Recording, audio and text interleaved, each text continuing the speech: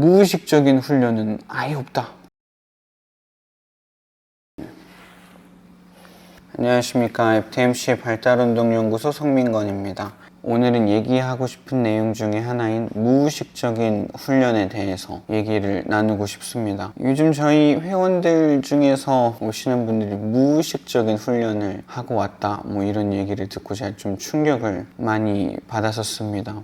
무의식적인 훈련이라는 말이 어떻게 나왔냐는 것을 좀 이렇게 얘기를 듣다 보니까 특히 호흡과 관련이 많더라고요. 왜냐면 호흡은 무의식적인 부분이 분명히 있기 때문에 그 무의식적인 훈련, 아무 이렇게 의식적이지 않은 행동을 하려고 하는 행동들에 대해서 언급을 해야겠다. 왜냐면 호흡과 부갑은 FTMC 발달운동연구소가 중요하게 생각하고 전문적인 분야라고 생각을 하기 때문에 이 부분에 대해서 많은 분들에게 저의 의견, 그리고 또 제가 공부한 DNS에서의 의견을 전달할 필요가 있겠다라는 생각이 듭니다. 그래서 제가 언급하고 싶은 얘기 중에 하나, 언급하고 싶은 내용은 일단 무의식적에 대해서 잘 모른다. 무의식적인 훈련이라는 것. 저는 너무 생소한 내용이거든요. 무의식적인 훈련이 있다. 그런 훈련 좀 처음 들어보긴 하는데 무의식적인 상태에 대해서 잘 모르는 것 같아요. 어떤 훈련인 건 간에 다 의식적입니다. 무의식적인 훈련은 없어요. 무의식적이다라는 얘기, 그러니까 훈련을 하는 것과 무의식은 완전 다른 얘기예요. 어떤 훈련을 한다, 어떤 운동 치료를 한다는 내용과 무의식과는 이렇게 관계가 전혀 없어요. 훈련을 한다, 어떤 운동 치료를 한다, 이런 내용에는 의식적이다라는 게 무조건 포함이 되어 있는 거기 때문에 그 무의식과 운동 치료, 트레이닝이 같이 이루어질 수가 없는 것입니다. 반사적인 훈련을 한다, 이것도 말이 안 되는 거예요. 그 사람이 하는 것은 반사적인 훈련이 절대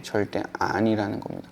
왜냐면 그 무의식적인 상태는 모이타에서는 얘기하기를 잠자면서 움직이는 거, 이렇게 잠투정하거나 이렇게 막 잠자면서 자세 변경하거나 이런 것들을 무의식적인 움직임이라고 얘기를 하고 있어요.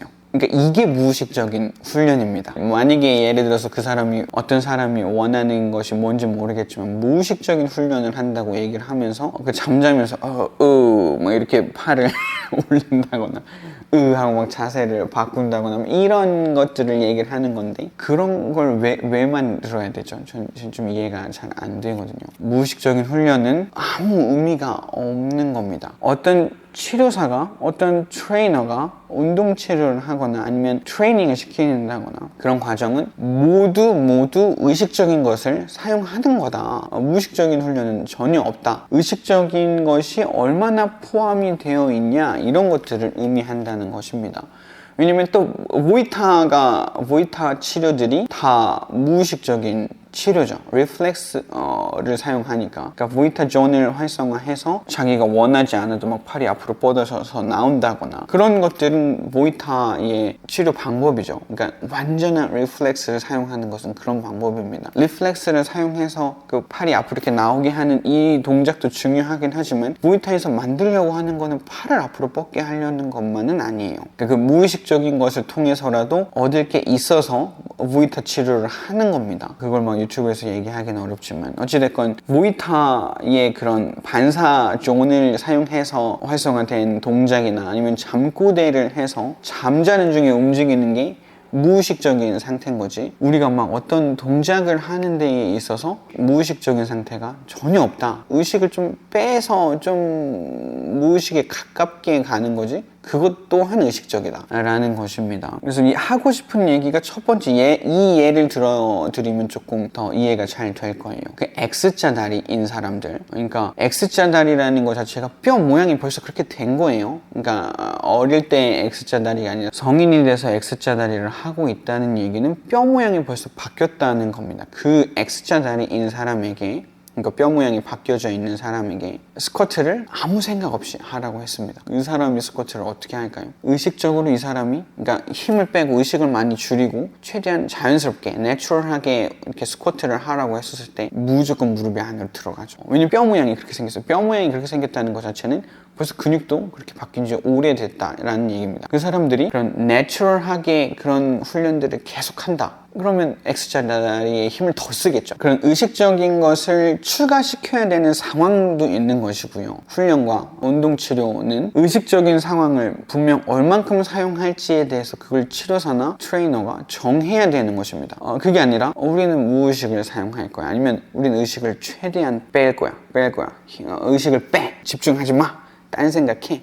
좀 더 자연스러운 걸 만들어내. 이렇게 해야 되는 사람이 있는가 하면 그렇지 않고 의식을 엄청나게 써야 되는 사람들이 있다고 합니다. 제 회원 중에 한 분이 제가 인지가 만성통증을 좋아지게 하는 데 도움이 필요가 없다라는 영상 그 하나를 보고 선생님 근데 저는 인지가 되게 중요하다고 생각하는데요. 그러니까 저도 그렇게 생각합니다. 그거는 너무 인지만 집중해서 하는 물리치료사들을 비판하는 내용이지 그러니까 인지가 중요하지 않다는 내용이 아니다. 그거는 그 어떤 한 부분한테 얘기를 하는 거기 때문에 그렇게 얘기를 하는 거지 그렇지 않다. 인지는 매우 중요하다. 그걸 저희는 cognition이라고 하죠. 의식적인 거, 인지적인 것들을 그렇게 해야 학습이 되는 거예요. 학습이 된다는 것은 내 생각하고 수정하고 느끼고 이런 것들이 필요하다는 거죠. 아무 생각 없는데 뭘 배우겠다는 겁니까? 뭐가 변화하겠다는 겁니까? 그래서 그 스쿼트를 하는 데 있어서도 그런 보니 스트럭처에 문제가 벌써 있는 사람들은 그 적절한 그 사람의 중립 상태를 찾아서 또 근육 상태를 보고 찾아서 그 중립 상태에서 계속 훈련들을 최대한 해줘야 되는 거지. 좀 더 내추럴하게 해라. 좀 더 막 의지를 좀 빼라. 인지를 빼라.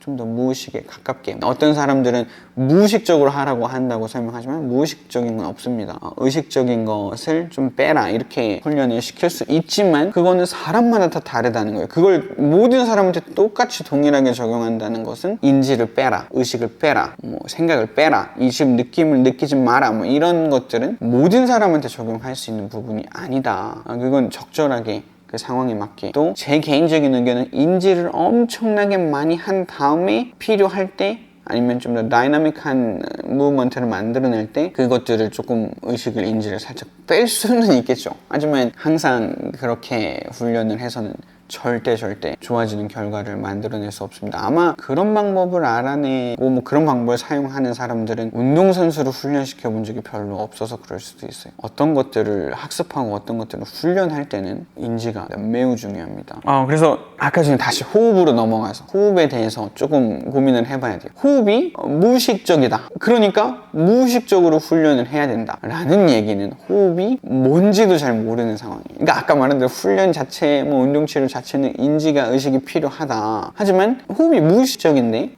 이것도 무의식적으로 훈련해야 되는 거 아니냐 이렇게 얘기할 수도 있겠다 이 말입니다. 왜 호흡이 무의식의 끝판왕이냐면 호흡을 하지 않는다. 그러면 바로 죽기 때문에 그래요. 호흡과 그 인생과는 이렇게 관계가 있기 때문에 호흡을 인위적으로 조절하는 것이 부분이 있긴 하죠. 하지만 무의식적인 부분도 분명 있기 때문에 그래서 그 두 개가 되게 관계가 없어 보이지만 의식적으로 어떤 걸 해야 되냐 호흡의 부족한 부분들을 퀄리티를 높여야 된다는 거예요. 그러니까 호흡을 어떻게 잘못하고 있는지 호흡을 어떻게 어떤 부분이 부족한지 제가 호흡과 복압을 거의 동일하게 생각을 해야 된다고 몇 가지 영상에서 얘기를 들었지만 복압도 어떻게 잘못 쓰고 있는지 그런 것들을 평가를 해서 이 사람의 호흡이 어떤지를 평가를 해야 되는 거지 호흡을 무의식적으로 그러니까 그 자연스럽게 해야 되는 거는 맞으나 무의식적인 훈련이나 아니면 완전한 인지를 다 빼는 훈련은 그 훈련이 아닙니다. 훈련 강도가 너무 낮죠. 저는 그런 걸 훈련이라고 생각하지 않고 감각을 깨우는 훈련 정도로 보여지지 그걸 훈련이라고 하기는 어렵습니다. 어떤 분들을 보면 인지를 또 엄청나게 많이 사용해서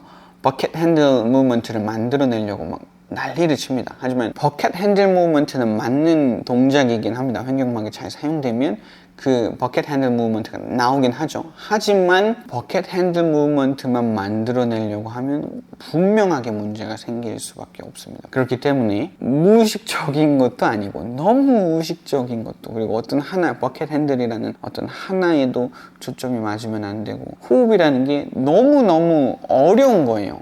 누구라도 그렇게 쉽게 얘기하기 어렵습니다. 그러니까 무의식적으로도 얘기를 하고 무의식적으로 훈련해야 된다는 얘기도 하고 의식적으로 버켓 핸들도 만들어내기도 하고 이렇게 얘기를 하지만 제가 볼 땐 그 중간이에요. 중간. 그 중간을 아주 퀄리티 있게 보는 거는 전문가가 아닌 이상 보기가 어렵습니다. 그렇기 때문에 FTMC 발달운동연구소에 오셔서 본인의 호흡과 복압을 평가를 처음 받아보시는 것을 저는 추천드리고요. 마지막으로 정리를 하면 무의식적인 훈련은 아예 없다. 모든 훈련은 인지가 의식적인 게 조금이라도 포함이 되어 있다. 무의식적인 상태는 잠자는 거나 보이탈 리플렉스 이렇게 반응이 나올 때다. 그 외에는 모든 것들이 인지와 의식을 사용하는 거다라는 거. 호흡은 무의식적이지만 무의식에 가깝게 내추럴하게 훈련할 때도 있습니다만 또한 의식적으로 만들어야 되는 부분이 분명하게 있고 그게 무의식적으로 나올 수 있게 도와야 되는 게 있습니다. 애매하신 분들한테 가서 몸을 더 망가뜨리는 것보다는 FTMC 발달운동연구소에서 충분하게 이것들을 훈련하시기를 추천드리겠습니다. 네,